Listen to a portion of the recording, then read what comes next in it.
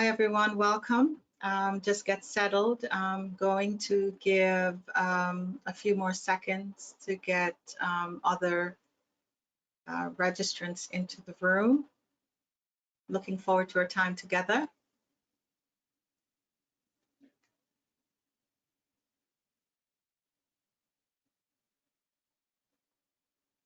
Yeah, people are still joining.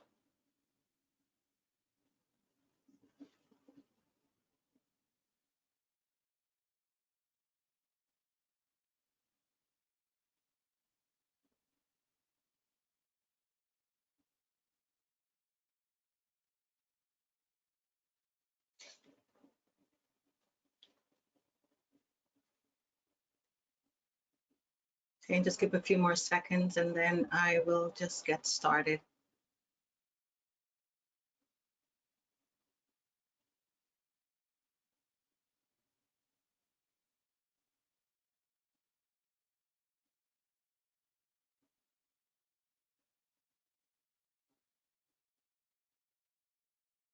Okay, a few people are still coming in.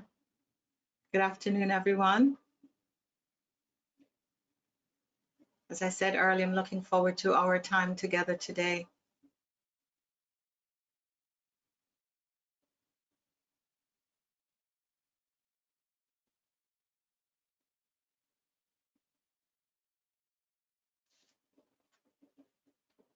Okay, I'm just gonna get started. Good afternoon and welcome to today's session, Surviving and Thriving Through Crisis. And I'm going to borrow Winston Churchill's mantra, which is perfect for us entrepreneurs. It is never let a good crisis go to waste. Never let a good crisis go to waste. H.G. Wells famously wrote, "Adapt or perish." And I'm reminded throughout this COVID pandemic that this will not be the last crisis to confront our businesses with the choice of either adapting or perishing, and maybe not even the last for this year, as we hear of discussions around different countries perhaps going into a second lockdown. So the question is what to do. Hi, everyone. My name is Lorene Phillips, and I am a business executive, an entrepreneur, and a business coach. And I work with businesses and individuals to accelerate their goals through coaching and through leadership training. In a study of companies recently, they looked at the performance of different businesses before several recessions and after different recessions. And what was interesting was the outcome, highlighting that 17% of these companies did not survive following a recession or a crisis event. They were either filing for bankruptcy, they went private, or they were bought out. 80% of that group were still struggling up to 3 years after the recession or after that particular crisis. But what's of note is that 9% of the surviving companies, they charged out of the recession or that crisis event by achieving results that were better than their peers, and in some instances, even better than their own results pre-recession or pre-crisis mode. So the question is, how did that 9% do that? They did that by playing both offensively and defensively. So by offense, what they did was they invested into growth opportunities, including new businesses or new products. And by defense, they look at cutting their costs and finding operational efficiencies. So the bottom line is, while they were reducing their overall spending, they were finding resources for new opportunities. And that is how you thrive in a crisis.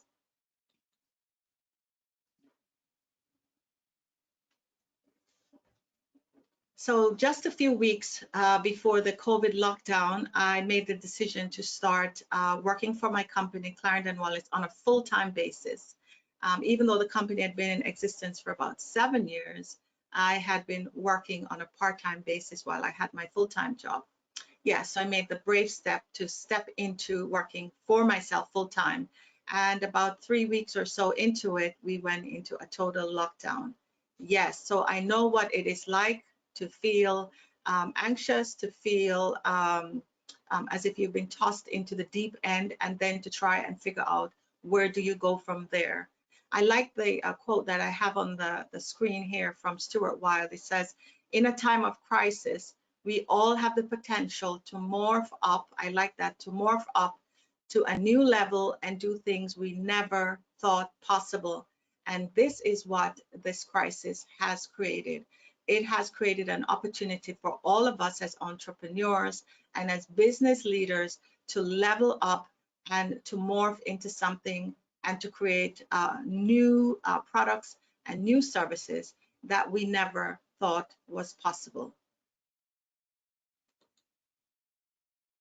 So here's the question I have for you, and I'd love for you to put this into the chat. Once you put that into the chat, it will feed in to me and I'll be able to read your comments. And the question is, why are you passionate? Why are you passionate about your business? And why are you passionate about your services? If you could take 2 seconds to just type that into the chat, I would love to hear from you. Why are you passionate about your business? Why are you passionate about the service that you provide? And one word is fine. So I'll share with you from my perspective why I'm passionate about being a coach and a leadership trainer. I'm passionate about that because I see firsthand the impact that that has on individuals' lives in terms of helping them to figure out their blind spots and helping them to get past those things that keep them stuck so that they can achieve success much faster. That's what I love about what I do. Kalina, thank you for sharing. I am passionate because I love to help others. Absolutely. I think that's why we all became entrepreneurs. It's not just to make profit. Yes, that is the bottom line, but to keep a sustainable business and to remain passionate about what you are doing, you need something that is bigger than the dollar sign. And just having a passion and having a drive to help others is a fantastic way to keep you grounded, especially when there's so many things that are happening outside of your control.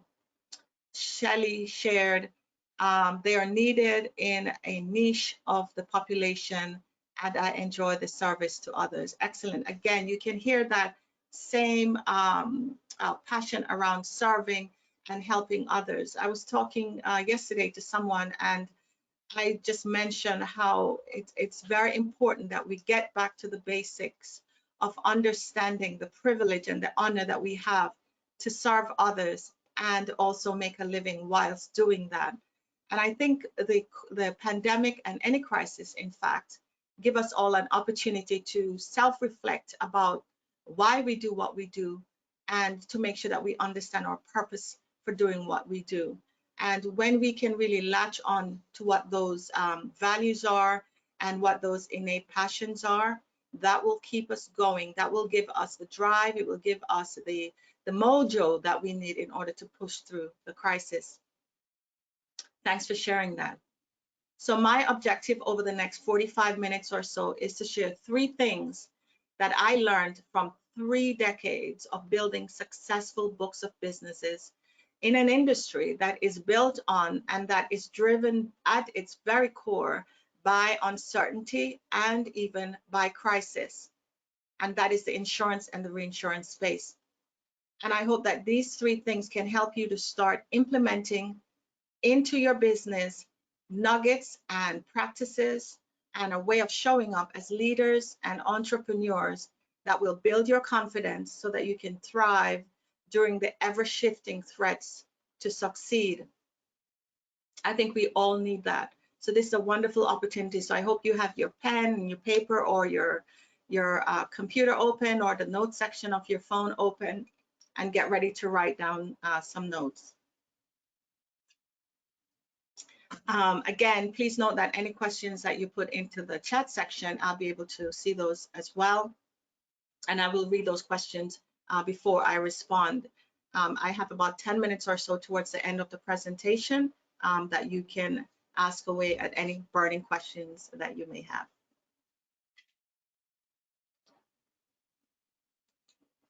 Okay. Sorry. So the three things I will be touching on today are um, being a learn-it-all as opposed to being a know-it-all, understanding the value of your network, and knowing that your network is your net worth. My throat is a bit dry. And the third one is leading hard with soft skills. And we'll talk about the value of soft skills and how important that is in helping you to differentiate yourself from the pack. Okay, I'm just going to tighten this up there. Okay. So how do you remain relevant during a time of uncertainty? The times that we're in right now are definitely that. And everyone wants to know, how do you thrive? How do you survive? Actually, how do you flourish when things are not going well? One way that you do that is really by demonstrating confidence. And confidence is that intangible thing that you have that can move a prospect from a maybe to a yes. Austin Cohen, who's the CEO of the remote personal training company called FlexFit, put it really well when he said that COVID-19 is reshaping how we consume, not what we consume. So traditional industries, they will continue to exist, they will continue to thrive, and sales will always be the core of any growing business. And Tiffany Bova, in her book, Growth IQ, says, how you sell matters, what your process is matters, but how your customer feel when they engage with you matters the most. How your customer feel when they engage with you matters the most. So a positive customer experience matters now more than ever before. We should be selling ourselves as a stress reducer. So looking for sharing opportunities to share ideas, insights, experiences to help reduce the stress of our clients. We need to show empathy. And this is a soft skill that I will talk about later. We need to also have a social purpose in line with some of the comments that were shared earlier to help our clients. And authenticity is the key here. We also need to stay on top of the news that impacts our clients, and we need to offer them insights. Become a thought leader.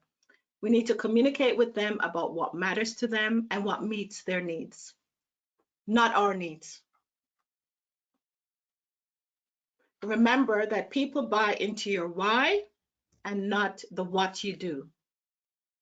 People buy into your why and not the what you do.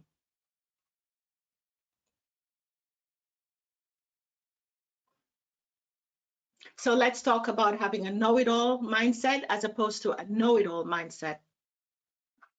So firstly, during these times of crisis, we discover our own abilities and those of our peers as well. And one thing that I've really come to value is that our mindset is not fixed. We are constantly evolving and we are constantly developing through what we call a growth mindset. So to prepare yourself for far more difficult times, we need to adjust the way that we think.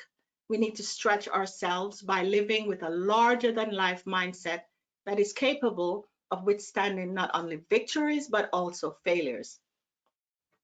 I rather say when things don't work out the way that we would like.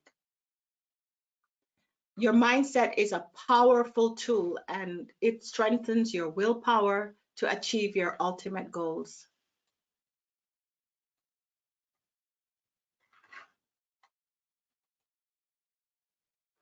Secondly, your network. Your network is your net worth. We need to connect with a purpose that is bigger than each one of us. So earlier it was shared that this passion for helping others, that's a purpose and it's much, much bigger than each of us. It needs to be bigger than our business and it needs to be bigger than us as individuals. That, I believe, is our secret sauce. We need to collaborate not driven by scarcity mindset, but driven instead by an abundance mindset. And it is possible to shift any discomfort you may have around developing a network, going out and meeting people, grabbing a coffee, talking about what you do. You need to shift from that prevention mindset to a promotion mindset.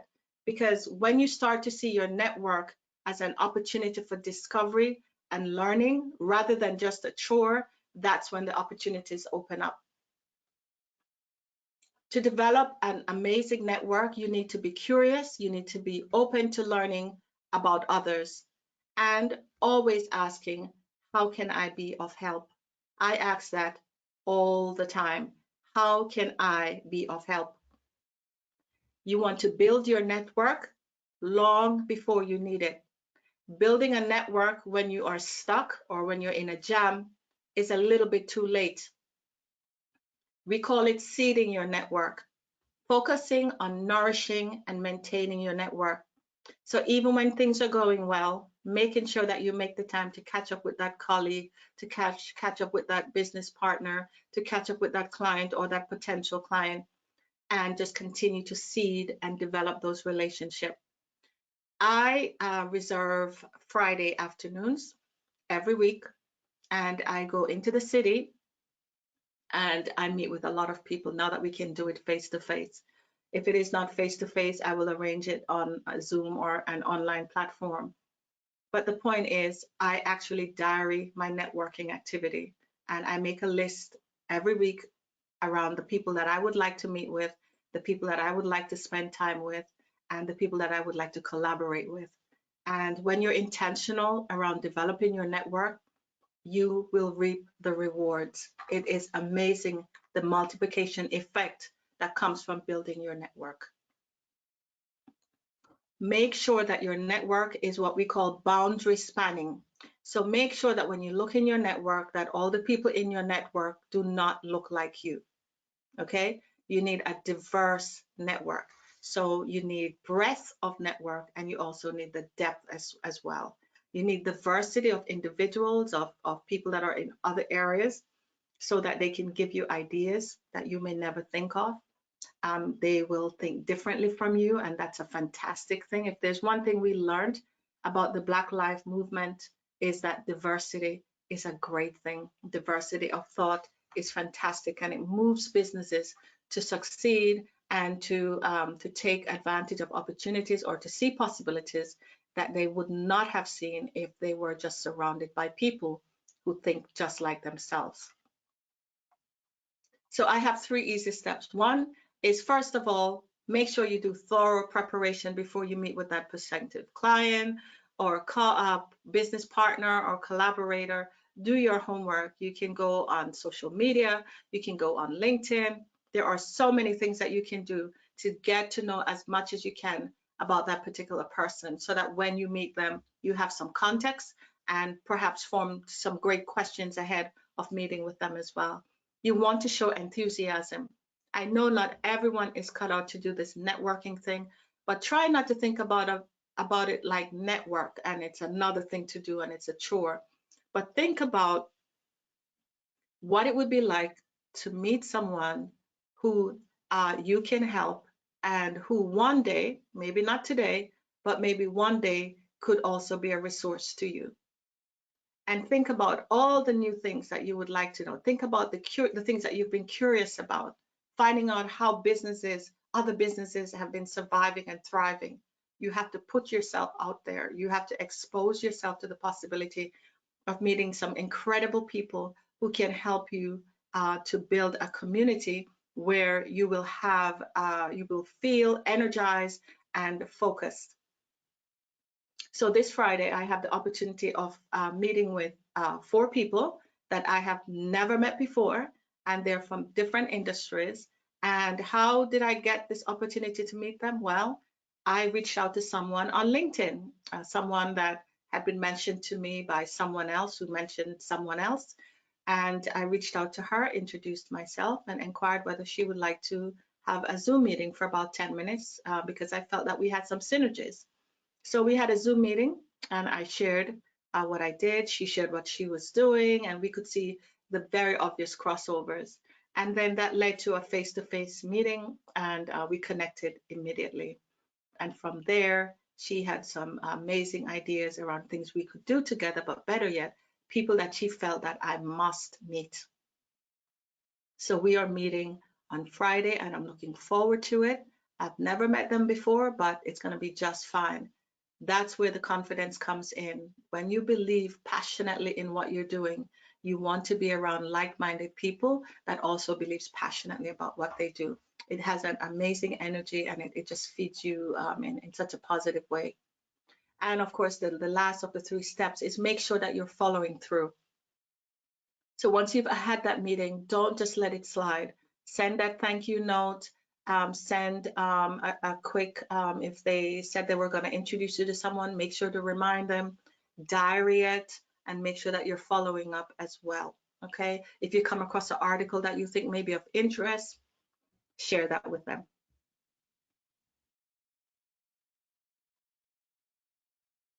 So if you keep these 3 things in mind, you'll start building connections in no time. As I said, don't be afraid to put yourself out there. There are so many people that can benefit from knowing you, and you have a lot to offer. Another tip, networking in an effective way takes time. It is not a sprint, it's a marathon, but the benefits are amazing. It will last you a lifetime.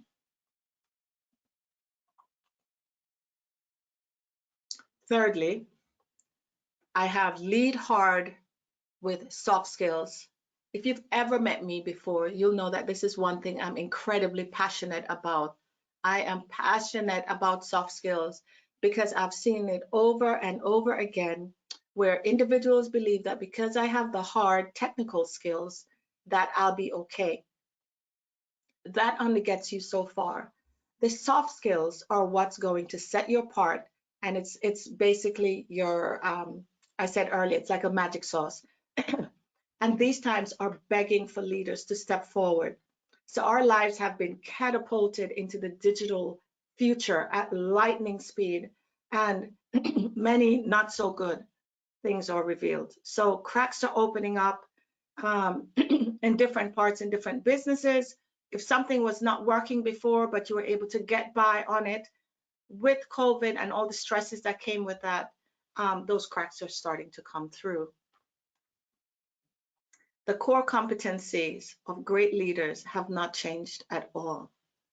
Leaders still need to have drive, they still need to have stamina, and they still need to have a keen eye for the right strategy. I'll say that again, the core competencies of great leaders, they have not changed at all. They still need to have drive, they still need to have stamina, and they still need to have a keen eye for the right strategy. But what has changed is the awareness of the value of interpersonal skills that we call soft skills. And they are the skills that are required to create not just good leaders, but great leaders, great entrepreneurs. And given the state of the world that we're in, we should all be evaluating or re-evaluating our skill sets in those areas. Without soft skills, a person's hard skills are wasted. This is according to Lou Adler, performance-based hiring expert. And these soft skills are what we call your non-technical skills, and they are critical, even more critical than hard skills, especially as AI becomes more and more a normal part of our everyday life. But these skills are not soft at all. So I'm going to look at three of those soft skills. The top of the list for soft skill is empathy. And there is no mistake why empathy is at the top of the list, because it is the compass that should guide the way that we all conduct our businesses. Politeness, good manners, and etiquette are great practices, but whether you're in product, whether you're in HR, whether you're in sales, whether you're at the C-suite or on a board or an entrepreneur, your organization's goal should be to positively impact the people you work with and the customers you serve. And the only way to do that is really to be able to empathize, to share, to listen, to find common ground and connection. to put yourself on the screen, so to speak, and try to understand where your employees, where your colleagues, where your teammates are coming from, so that they can feel secure and they can feel understood. Our success depends largely on our ability to find common ground and to reconnect and to connect with potential business collaborators. And once we have those connections, then we can discuss business.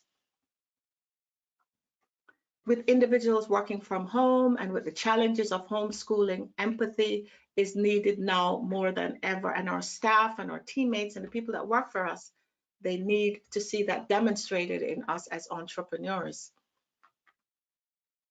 The second soft skill is humility. The best leaders are those the people hardly know exist. And that's a quote from Lao Tzu. Take the time to recognize the success of your team, and it leads to bonding and it puts your business ahead of others all the time.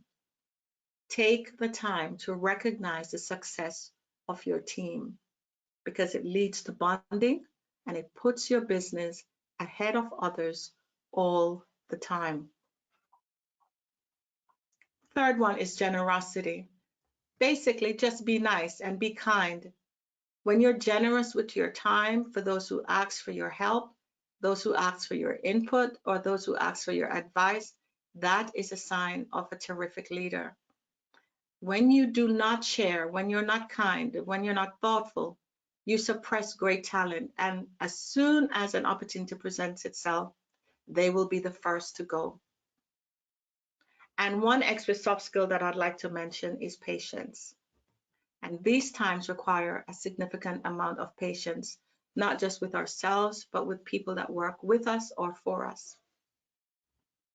If we love what we do, then showing patience with the people who are helping us should not be that difficult. It really should not be a problem. When we are patient, it becomes an opportunity for us to provide an essential service that we all innately have, and that is the service to teach and the service to help others. So you may be wondering, what are some other soft skills? Other soft skills are resilience, collaboration, critical thinking, initiative, confidence, being assertive, being coachable, having a growth mindset that I mentioned at the outset, communicating to listen well and to understand, influencing, being responsible, and being committed. These are some examples of what soft skills are. Okay, so now what? What are you going to do with this information I have shared? So I'd like for you to go into the chat, and I have a question up on the screen. Why does your business deserve to exist? Why does your business deserve to exist? If you can share that in the chat, that will be fantastic. Why does your business deserve to exist? And while you're doing that, I'll share with you why my business deserves to exist.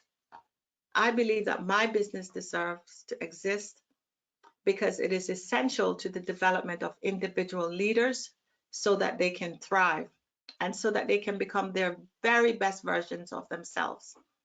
I work a lot with individuals who are either feel stuck, or are not really happy in what they're doing, no longer feels fulfilled, or maybe individuals who felt that there are no prospects for them in the future. And so by working with these individuals, I can help them change the narrative and make bolder decisions and move their lives forward. Okay, so to the question, why does your business deserve to exist? There are a couple of responses coming through. Guys, please feel free to use the chat box. You know, this is really your time, and try and get the most out of it.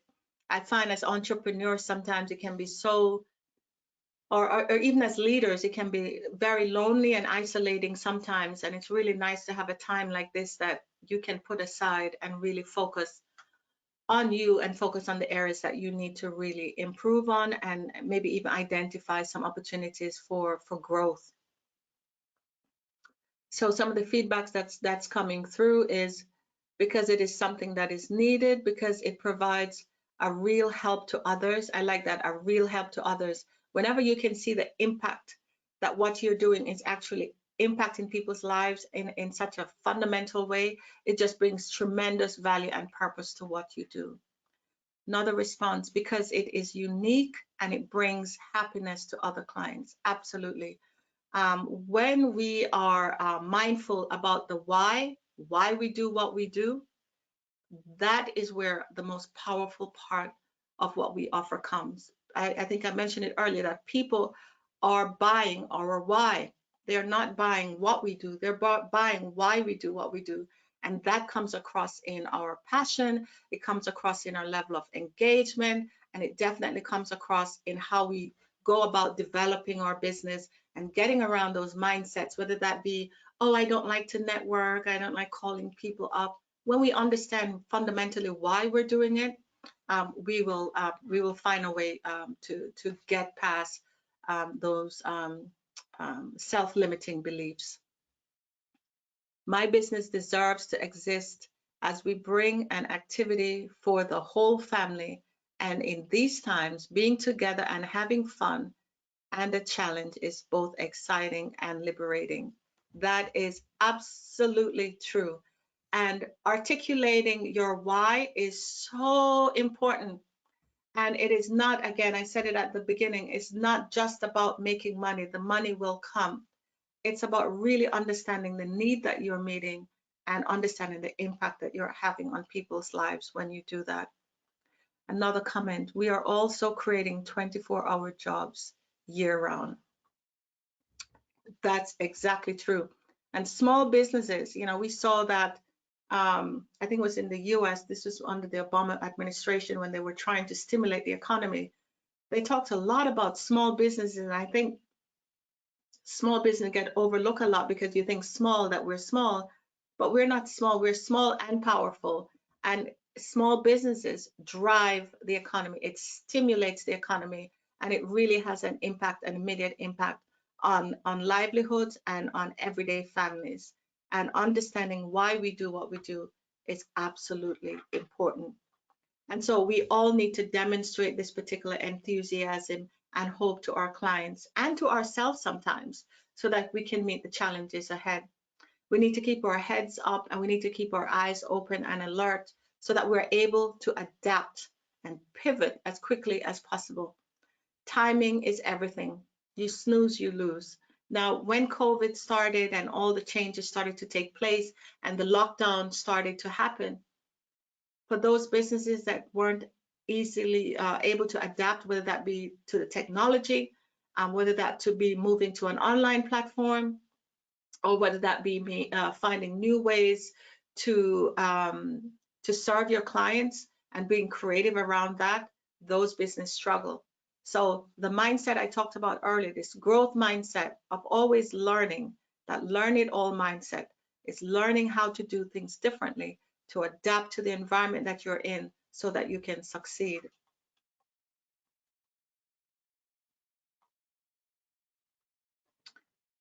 Okay, so the next few minutes, I am just going to share some key takeaway from some of the things that we have discussed. Again, please use the chat as well. If there are any questions that you're thinking of right now that you may have from myself towards the end, I have about 10 minutes or so that I've set aside for questions. So please use the chat box to ask any questions around maybe how I'm dealing with this particular environment, or any particular challenge you have where you would like some input from myself, or anything else of interest that you may want me to address. It's your time, so please use the chat function to share that, okay? So what are the key takeaways? The key takeaway is your growth mindset. Again, during times of crisis is when we discover that we are not fixed, that we are constantly evolving, and that we can develop and that we can grow. And that's the mentality and that's the mindset that is required in order for us to be able to thrive and survive during these times. Who knows what 2021 will bring? Will it be more of the same? Will it be less of the same? What we do know is it will not be the same as it was pre-March of 2020.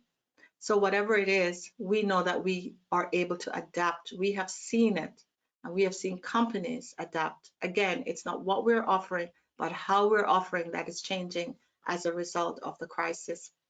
So adopting and developing a growth mindset is a great way to become more agile, to become more adaptive, and to be able to respond to the current needs of your customers in this particular environment. The other key takeaway is building your network. I could spend a lot of time on building your network. I have done this over and over and over. When I returned from the London market back to Bermuda almost a year ago to the date, and decided that I wanted to work full-time for my firm, I started having to network in new areas, in new spaces, and I followed the same principles that I did when I would network in my corporate world. I sought out people, I did my research, I reached out to people. I was not afraid to meet people I've never met before and to articulate what it is I'm passionate about and what I would like to do, and to get people to know who I am in that particular space. So please just move more towards this what we call a promotion mindset and away from a prevention mindset towards networking. Honestly, it will definitely be your net worth. Opportunities will come up that you have no idea even existed. So for example, I had coffee in October with someone and I pitched an idea of how I think my services could be of benefit to them. And in all honesty, after the meeting, I thought, I don't think that person was interested. And about 4 months later, I got a long email, about 3 paragraphs, outlining why they thought my service would be particularly a differentiator for them during this time. So you never ever know where opportunities may come from. And even if you meet someone and they may not be interested at that time, you never know what can change. So make sure when you're meeting individuals that you are the best version of yourself, that you're presenting your passion with purpose, that you are listening very well, that you are showing off those nice soft skills, that you're coming across very polished and professional. Make sure you have your business cards, contact details. Remember I said earlier, the follow through, the thank you notes, every now and again sending them an article or something that you came across that you thought would be interested for them to have a look at. Stay on their radar, stay in front of them so that when the opportunities come up, you'll be the first person that they will think of. It takes some time, but put it in your diary. That's what I do. If it's not in my diary, it's not going to get done. So put it in your diary and make it one of your to-do items and a normal part of the way that you conduct your business, going out there and developing solid network. Look for opportunities to collaborate.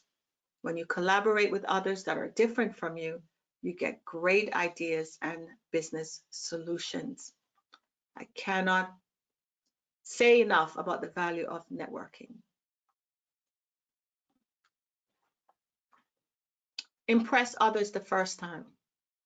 So did you know that it takes 12 positive experiences to make up for one unresolved negative experience?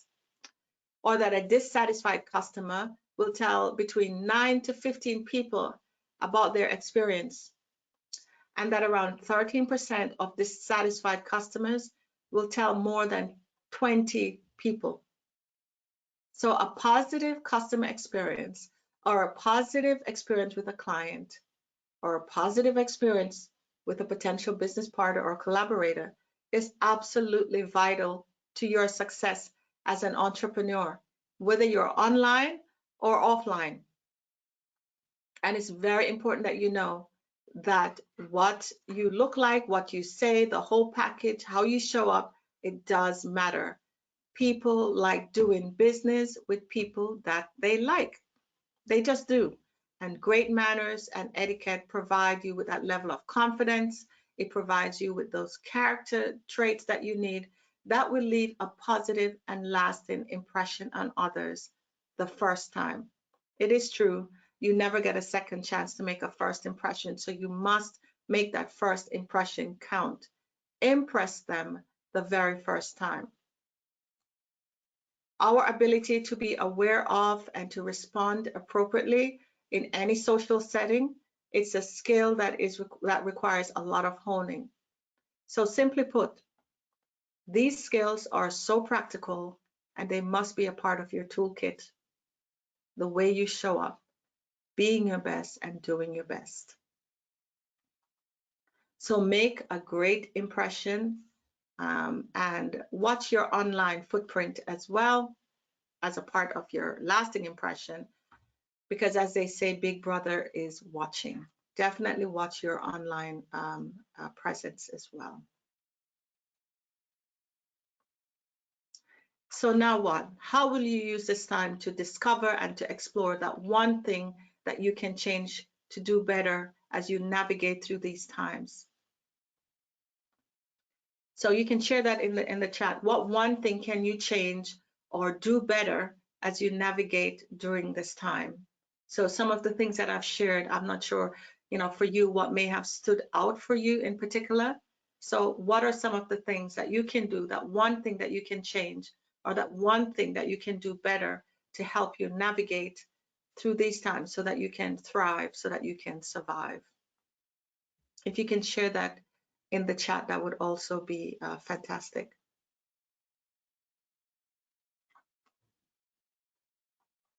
Remember that earlier I shared about the study that was done on all these businesses and that existed pre-recession or pre-crisis, and how the numbers shake out in their performance after the crisis. Remember that 9%, that it was only 9% of the total group that actually succeeded. And they didn't actually beat just their peers, but they beat their own performances before, and that they were playing both offensively and defensively. And that's how we need to play as entrepreneurs. We need to be offensive and we also need to be defensive. Offensive by investing in growth opportunities, growth product, looking for new areas that we can grow and finding new places and just exploring what else is out there. How else can we provide our services perhaps to other groups?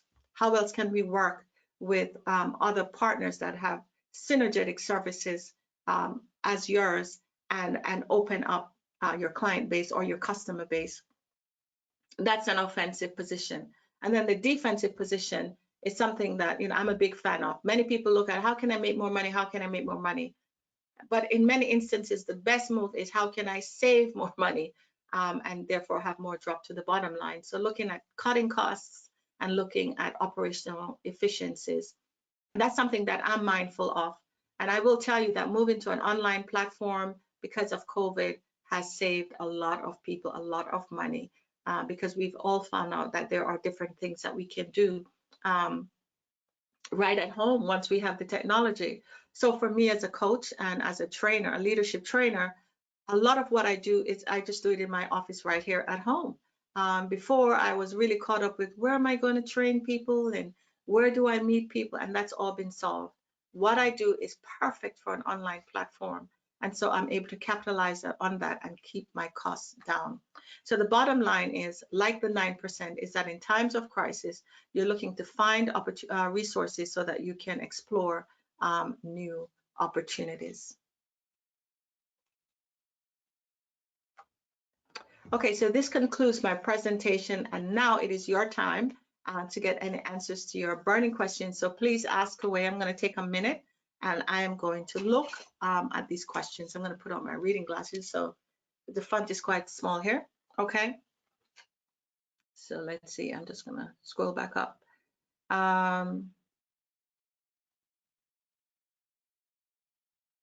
So this is one question here. Okay, so the first question was, Would you share more information about the services provided by Clarendon Wallace? Great question, and thanks for asking that, Shelley. So the services that we provide are, first of all, I work with individuals and I work with leaders around the things that matters most to them. So some of the things that matters to them are, how can I develop more resilience in order to deal with challenges at work? I deal a lot with communication, presenting in a virtual environment, how to speak and to present information. I deal with any personal challenges that individuals may have that may be actually blocking them from moving forward, and it varies from person to person. I also provide workshops where I also work with teams that may have individual or unique challenges, and I create bespoke workshops around that is particular for that particular team. I also do a lot of coaching with leaders and with executives as well, where I work with them to help them solve their own business challenges. And I do work as well with entrepreneurs as well to help them to figure out what their next best steps are and to help them find solutions to move forward and to advance their business.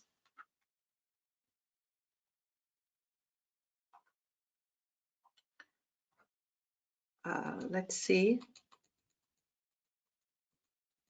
Keeping on the course is a question. Keeping on the course to get where we need to go. Remember, slow is smooth and smooth is fast when arriving at your goals. Exactly.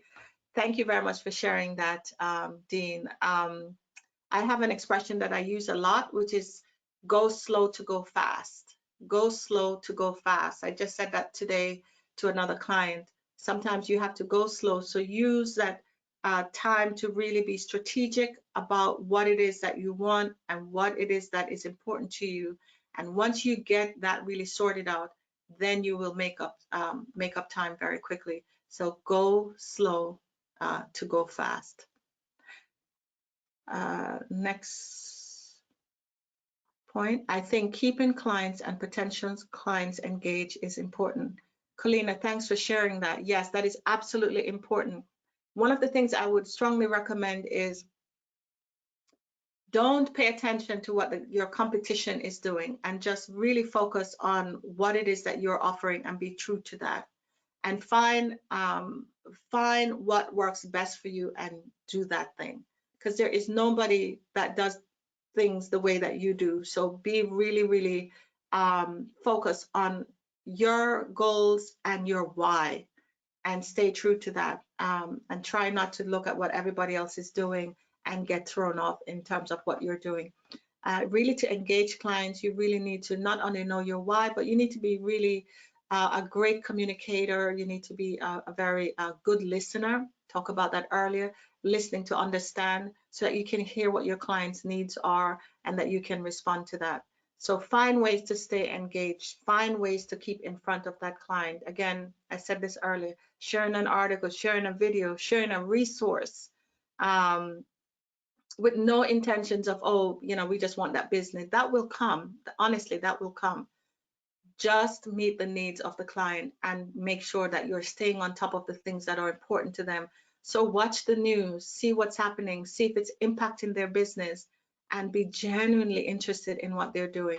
Those are the things that clients respond to, and those are the things that create lasting relationship, authenticity, and just being really genuinely interested in your client.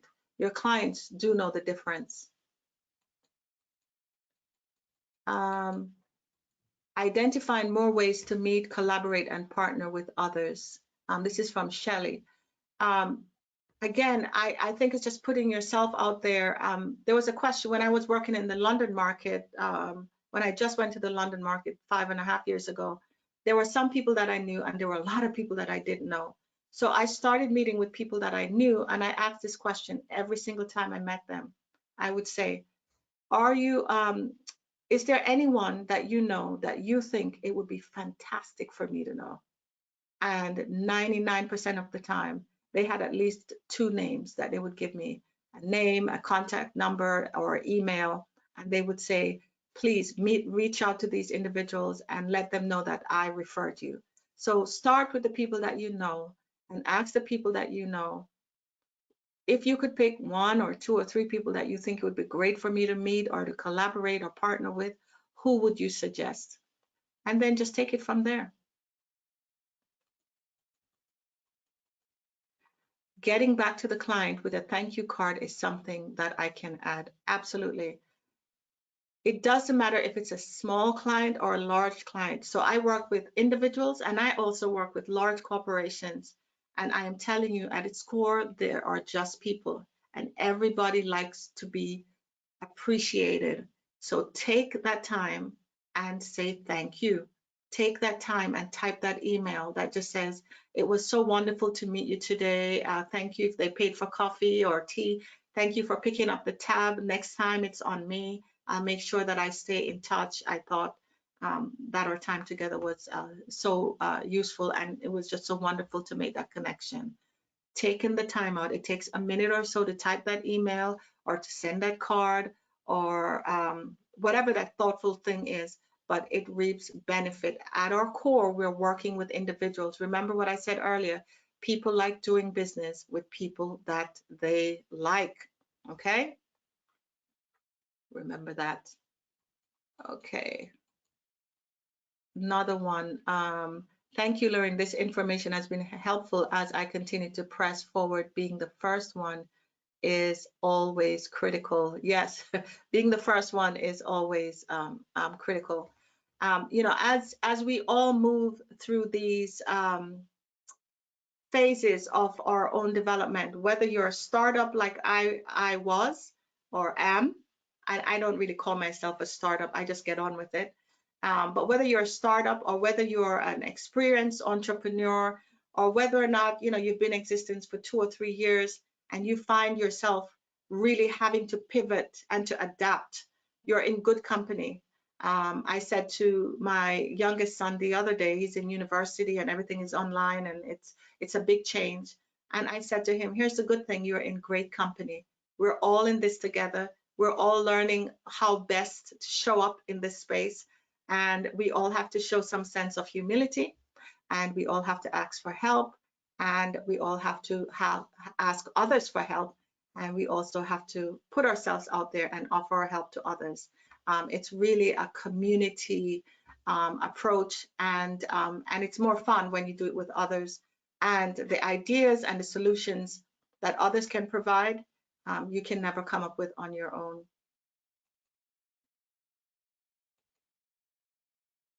So thank you to the entire group for your questions. I appreciate that. Thank you to BEDC and Kelsey and Deshawn in the background, making sure that everything goes well, and Jamila Lodge for the opportunity to share what I believe are core principles for all of us. And that includes me as well, core principle to succeed during these times so that we can all not just survive, but thrive. And my focus today was to provide some practical steps, hopefully some inspiration and some courage that I've gleaned over 3 decades of work life that can help to give you the information that you need to support you and to set you up to succeed, not just this time around, but even the next time. Because crises have a way of showing up over and over again. And just remember that you are resourceful and creative, and that the answers that you need lies within you. So thank you again. This concludes my time with you, and I appreciate your time, and all the best. All the best for your journeys ahead. Goodbye.